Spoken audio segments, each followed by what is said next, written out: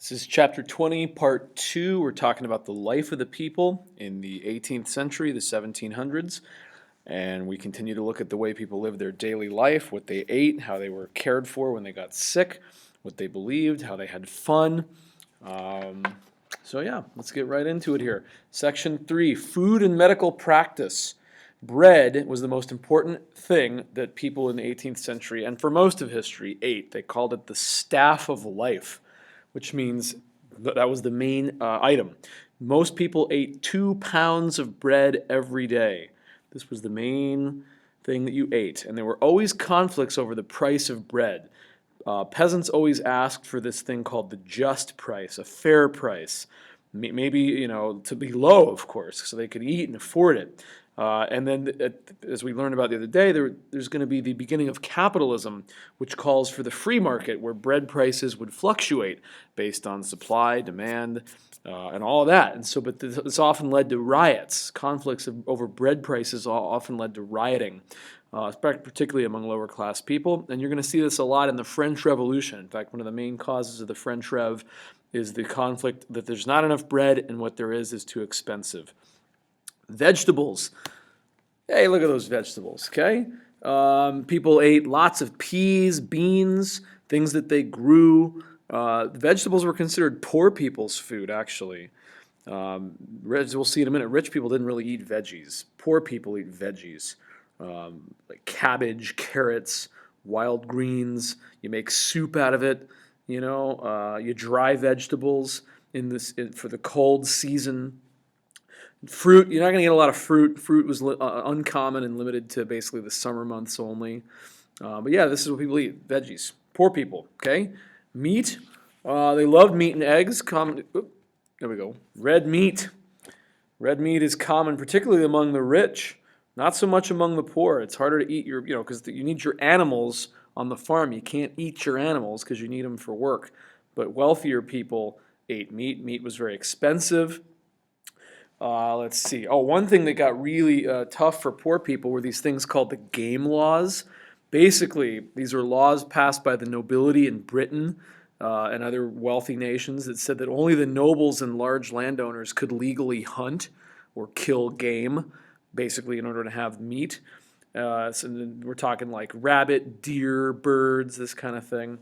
And so these poor people couldn't even hunt. They weren't even allowed the right to hunt by their nobility or landlords. This is going to cause more rebellions and unrest from time to time. Let's see.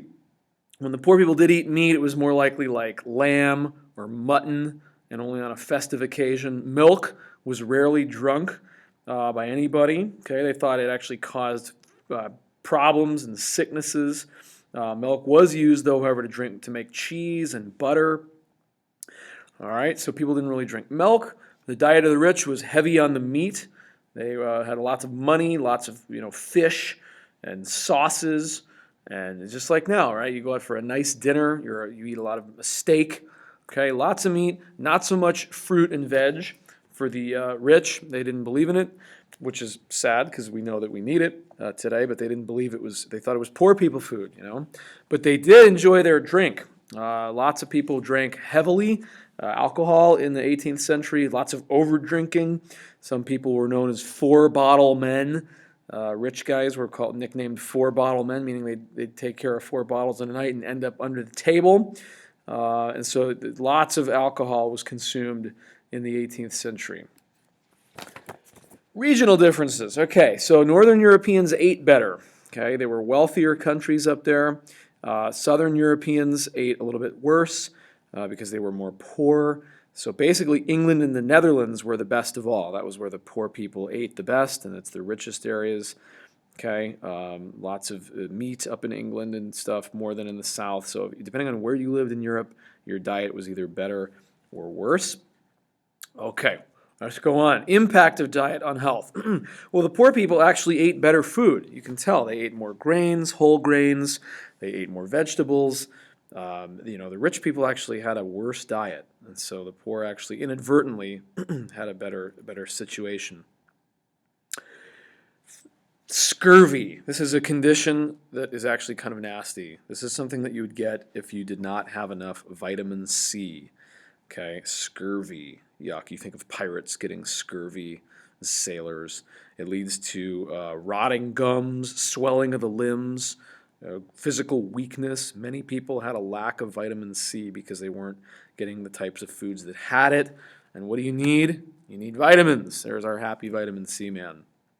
Okay, so deficiency of vitamin. This is one of the great problems with the diet of Europeans. Basically, you just need some citrus. That'll help. Some lime juice or citrus, but that was rare up in Europe, as we just said. You couldn't get fresh fruit very often. The rich gorged on meat and drink. They didn't have enough vegetables. They'd get this disease called gout, which I don't have a picture of because it's really gross. This is gross too, but it produces a swelling of the feet, pain in your feet, okay, flabby limbs, bulging bellies. Gout is really nasty. It's a buildup of uric acid, particularly in your joints and your feet. So the rich were often had gout. They were overfed and under-exercised, the rich. So the poor actually ate better. One thing we do know is that the potato was big. All right, the potato comes into its own as a major crop here, and in addition to bread, bread and potatoes become the main diet. What you eat in the 18th century. Why? The potato is abundant. Okay, it can be easily grown. It's excellent food. It has a good supply of carbs, calories, vitamins A and C. Okay, it grows most of the year.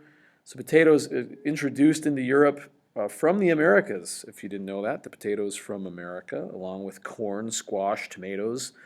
Okay, all those things came over in the Columbian Exchange, and now the Europeans are going to go for it. Replaced grain as a primary food of peasants. Replaced grain. All right, Irish always love their potatoes, you know that, for the poor. Lots of Irish potato eaters. All right, there's some changing patterns here in the late 18th century. A greater variety of vegetables appeared in the cities and towns. People started to get access to fruits and citrus like oranges and lemons from Portugal and Spain. As trade increased, people had access to more things that they couldn't grow up in Northern Europe. Okay. Basically, people they realized that white bread wasn't very good for you. White bread has no nutritional value in it. So the best thing you can do, and again, what peasants have been doing the whole time, is eating whole grain, brown bread, wheat bread. This actually becomes more known. Okay. Sugar, here we go. What's going on with sugar? The availability of sugar goes up because of international trade. Okay, the growing demand for sugar, it was a luxury good, but now once the Atlantic trade started booming, you could get sugar from across the Atlantic, from the New World, from all Central America is where they grow all the sugar. And so the rich particularly have a sweet tooth in Europe, and they love to import sugar and sweets and desserts and pastries and all that. So that's what's going on in the food world. Always remember comparing it to what we eat today. Let's go on to medical practice in the 18th century. All right, the impact of the Enlightenment. Well, medical science was a very small part in people's lives, actually. Despite the fact that certain things were getting better, medical science was a very small part in improving people's lives. The Enlightenment focused on the laws of nature. And there was a little bit of research, applied toward people's, physical well-being. And there was some breakthroughs here, but it was still very, very primitive for the most part. So there's 4 groups of medical practitioners in the 18th century, and they're kind of competing for your business at the time. So the first one are faith healers. This is what, for peasants, this is what most people believe, that all sicknesses was created and caused by spiritual forces. And the demonic activities of the world of Satan is what made you sick. And so these are like exorcists, they'd come and they would pray over people and they would cast out demons, they said, and this would be the cure of your disease. This is most popular in rural areas. Okay. Again, faith healers, they thought they could treat mental disorders, hysteria, depression through spiritual care.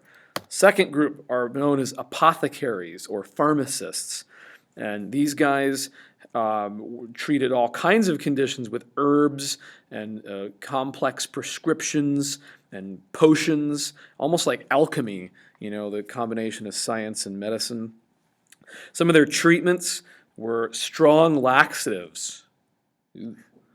Regular purging of the bowels, which sometimes is from the backside and sometimes you purge by vomiting as well. Yuck. And then maybe their most famous treatment was bloodletting. If you were sick, they'd literally slice your arm open, your veins, and bleed you into a bowl because they thought that your blood contained whatever disease you had. So pharmacists, all right. Then there actually were doctors and surgeons, particularly. So physicians were usually men. They had some training. They were usually upper class men. They were starting to be trained at, in high level places. But they didn't really have contact with workers or peasants. Actual physicians, like Galen, remember that guy, Vesalius. These guys, and Harvey. These are like famous physicians from the Cyrev. Let's see, again, they believed in bloodletting. It was the cure-all, okay? Surgeons were out there, but these guys, really, it was not really the profession you would consider it today. It was comparable to being a barber or a butcher. That was sort of like your peers in the profession. A lot of times these guys had opportunity to practice their craft on battlefields where there was abundance of people missing limbs that they needed to amputate or try to, mainly just cut off. Terrible. They basically practiced this thing called cauterization, where if you were bleeding or you'd lost a limb, they would, apply heat. With cauterizing, as you heat something up and it seals up the wound.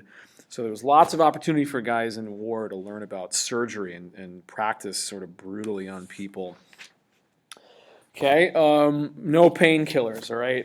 If you're getting surgery, you're biting on a stick or something for your pain, or you're drinking a swig of whiskey. Surgery isn't performed in the midst of filth and dirt. Most people died, of course, from this, having their limbs sawed off in battle or something like that. And then the last group are midwives, okay? So these are ladies that actually cared for women, particularly. Sadly, quite often they were suspected of witchcraft. These are usually older women that had some folk, kind of wives' tales. This is how you treat women's issues. And they were older women, typically unmarried. And the main way that babies are born at this point, at least among the lower classes, is through midwives. And so this is what they do. You help. It's women helping women. But again, there was always suspicion associated with midwives that maybe they were practicing black magic or something. All right.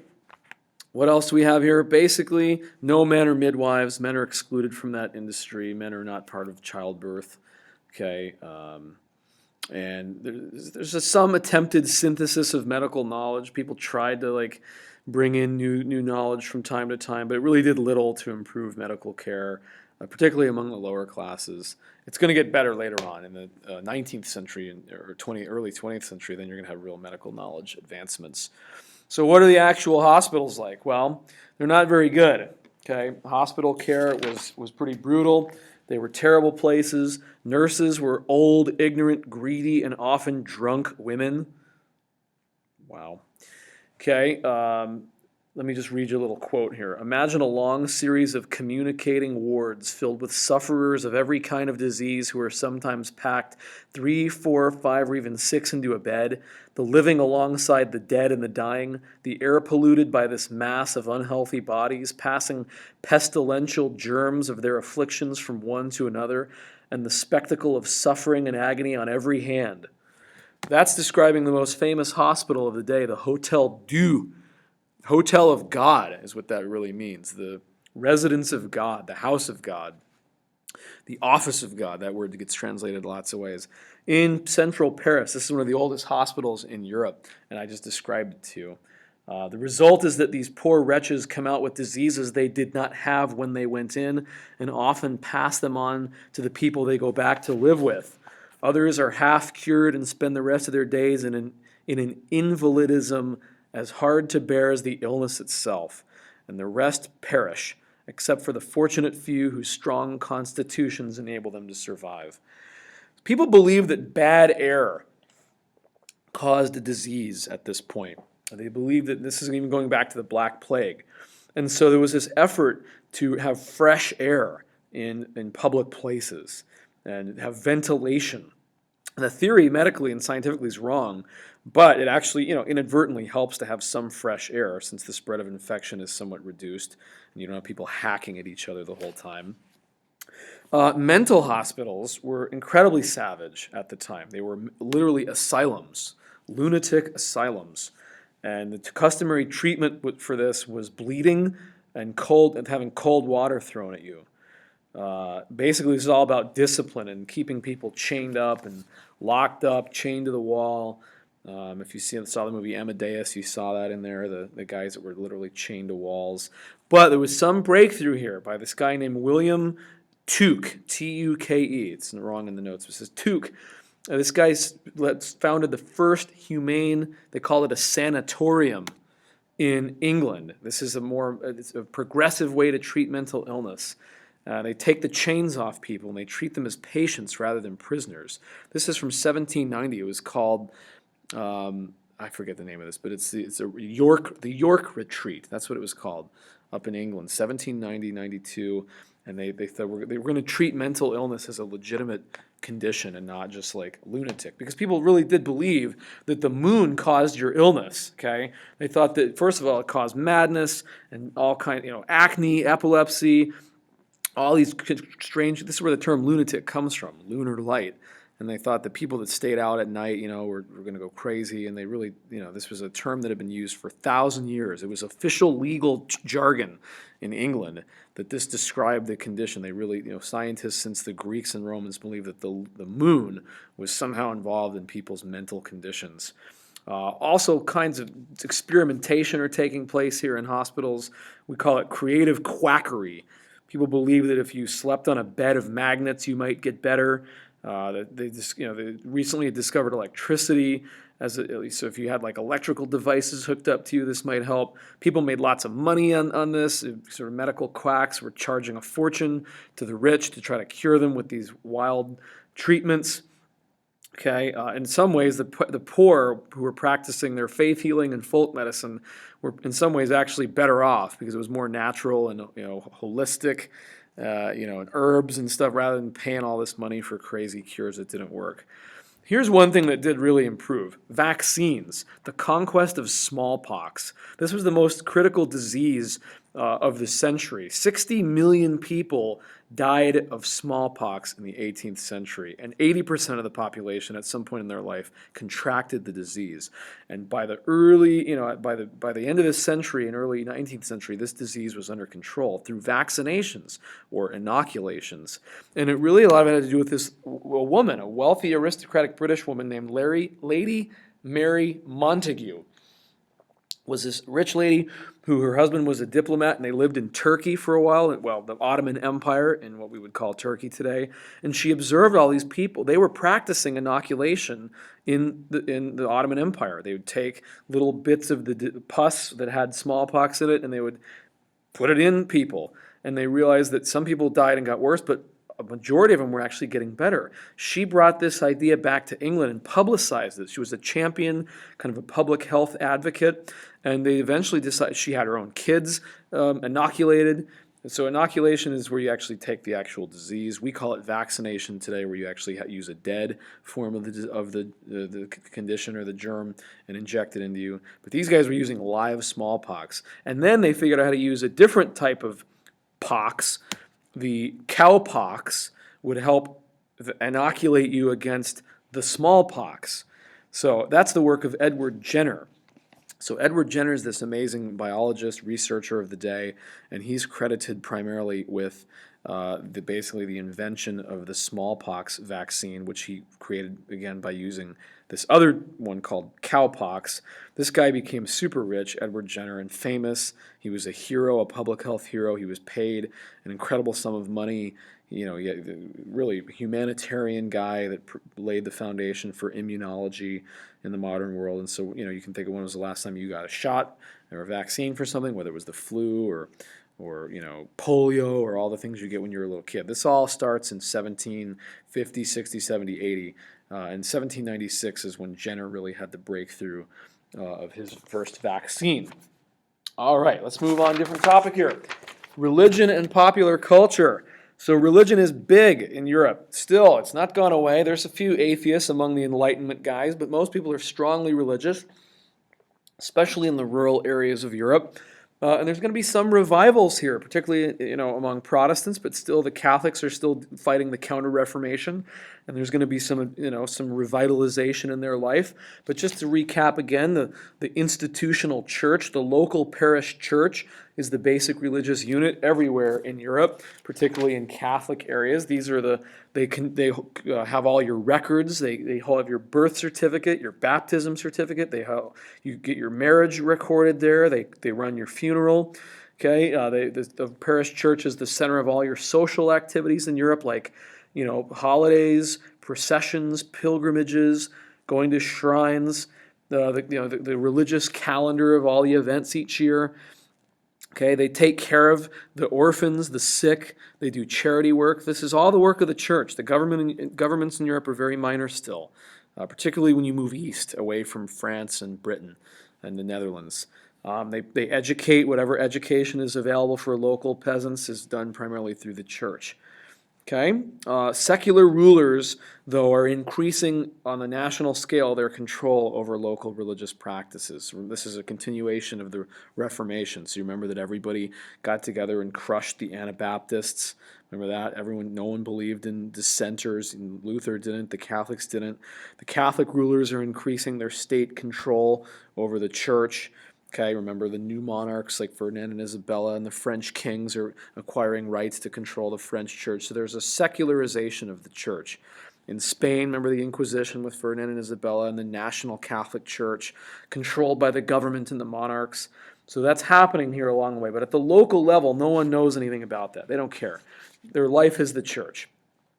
What happened to the Jesuits here? This is interesting. These guys were so famous, and they were, starting schools everywhere. Remember, they were missionaries, they were a political force, but they started to go away. They developed political enemies across Europe throughout their time as missionaries. The tide turned against them, and the kings of France expelled them. Louis XV expelled the Jesuits out of France in 1763. They also got kicked out they were dissolved altogether in Europe by 1773.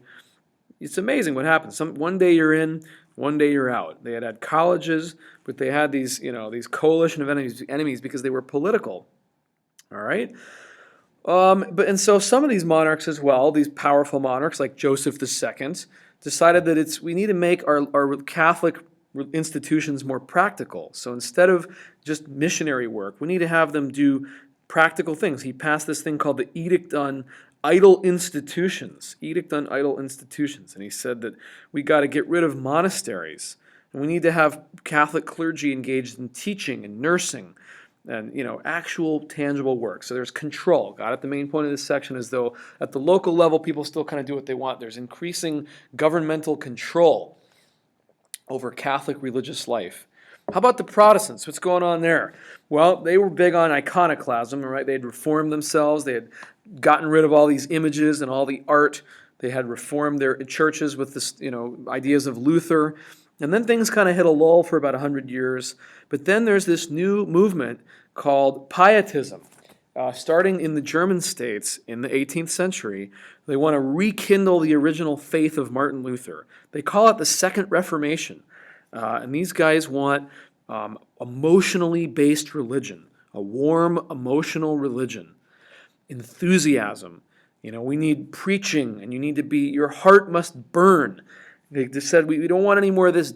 They felt like they'd gone cold since Luther, and we need, our heart has to be full of our faith, and we need to live a vigorous, powerful Christian life where we're all the priesthood of all believers, and everyone is equal in God's eyes, and we read our Bibles and we study, and you are born again. That word gets used a lot here in this 18th century. If you're a Christian and you've devoted your life to Christ, you are born again. You had an old life, and that's gone away before you were a Christian, and now you have a new life. You are essentially reborn, and you need to be vigorous and active. This reminds me of the Calvinists, just less strict, less violent. But these are basically the Lutherans up in Germany that undergo the Pietism movement. That's picked up on. Here's the Pietist movement, by the way. These guys, in tents and in homes, you have preaching, you have a vigorous life. where you take your religion very seriously. John Wesley is the biggest religious reformer since Martin Luther, and he's an English minister, and he creates the movement called the Methodists. And he builds on the Pietist movement from the German states, and the Methodist movements are called that because they're methodical in their devotion to God. It was sort of a negative term, remember like Protestant just meant protester, or Puritan was like, oh, you just want to purify everything, but this term sticks. And they become known as the Methodists. They create a new denomination of Christians, and they're all, he's incredibly popular in England. He traveled the countryside for just decades.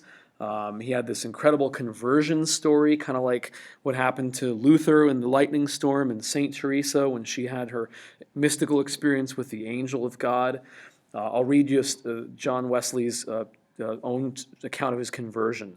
In the evening, I went to a Christian society, a church essentially, where someone was reading Luther's preface to the Epistle to the Romans.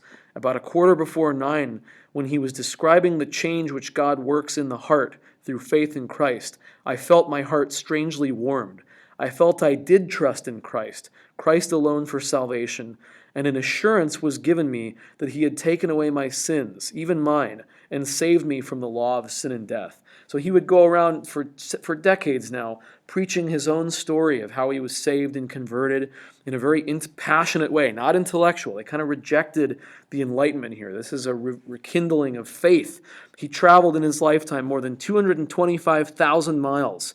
He was all over England, Europe. He came to America at one point. He was living in Georgia in the Deep South, part of a revival there. He preached 40,000 sermons in 50 years, primarily in open fields, like a tent revival. He would gather crowds of thousands. They wouldn't fit in buildings. And here's something that separated him from everyone else. He was not like John Calvin. He rejected predestination. He said that God has not already chosen ahead of time. He said all men and women can be saved. Everybody can be a part of this. It's a message of hope and joy, of free will, of universal salvation. And he was the founder of the Methodist movement. So this is all Protestant stuff, mainly in England. It's a revival. And this is all in the 18th century. What's going on in the Catholic Church? Well, there's this community spirit growing among identifying as a Catholic. You've got Baroque art, which is kindling people's faith. The Catholic churches, of course, always play a part in their local community. I already talked about that a minute ago. There's lots of holidays, processions, pilgrimages, lots of folklore and tradition. Catholics love religious holidays. Okay, so here's a procession, big on processions and holiday spirit. They didn't really change a lot of their religious beliefs, as you know. They still kind of continue to believe and integrate lots of church traditions and folklore and even some pagan superstitions, that are a big part of Catholic faith.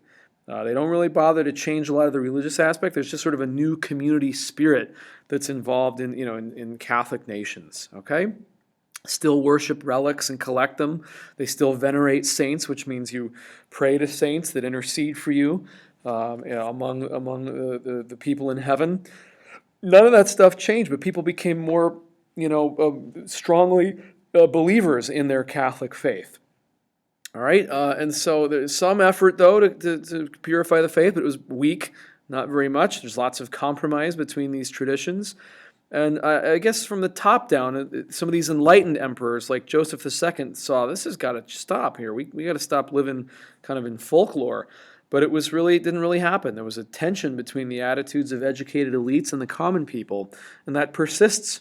And the Catholic stuff kind of continued. Here's one thing Catholics know how to do. They know how to party.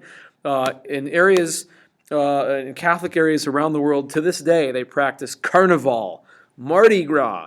This is the biggest party of the year. It's the 40 days before Lent, when you're supposed to get all serious at Lent and give up something and be pious. But this is a 40-day celebration in the spring, usually, right before Easter, of drinking, masquerading, dancing.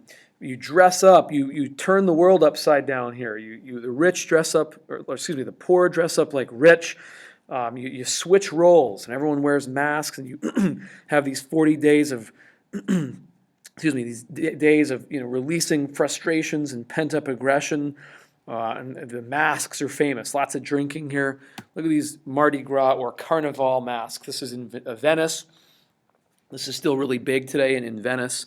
Of course, in New Orleans too. But you dress up. In Venice, you have these celebrations. This is what it really looked like in the 18th century. This is more like what the costumes would have looked like at the time. The rich dress up like poor. The poor dress up like rich. And you forget who you are. And appearance doesn't become an issue. You think about a world where you couldn't judge someone by their appearance, and you're in these big parties together. Who knows what happened? They just loved. It's an escape. It's a form of escape, where you switch identities. You don't know who you are, and you live like that for a little bit. Look at these masks, incredible, from Venice today. If you go to Venice as a tourist, you pick up these masks. This is big for tourist stuff and souvenirs. What do people do in Europe when they're not at Carnival? They socialize, women gossip, and they talk about boys, and they invite boys over, and the mothers sort of evaluate the boys and pick out a future husband for their daughter. The men drink heavily together. There's lots of like urban festivals and shows that happen. There's freak shows in 18th century Europe. Okay, human oddities, festivals, where you buy little trinkets and cottage industry made goods. In terms of spectator sports, you have of course, bull baiting and matadors. This is all the kind of stuff that people want to see. Bull baiting is where you tie up a bull in the middle of an arena and you let dogs go at it and attack the bull and the dog, and then eventually you kill the bull. It's sort of dog versus bull. And these are blood sports, okay? So you also have cockfighting, where you put chickens in a ring and you let them go for it until they slaughter each other. This is sort of big among commoners, okay? This is commoner stuff. They love blood sports. They love spectator sports. There's still a difference today between elite culture and popular culture, and there was a split then too. Elite people looked down on these guys and thought they were uncivilized and backwards and brutal, and the poor people looked up at the rich with their operas and their Mozart music, and they go, "You're snotty," and we don't like that either. And so you think, does that still exist with this split between kind of regular guy stuff and rich guy stuff in America? What are the different cultures? There's lots of conflict, class conflict here among the groups in the 18th century that in many ways has continued. So that's our little tour of the way people lived in the 18th century. Hope you liked it.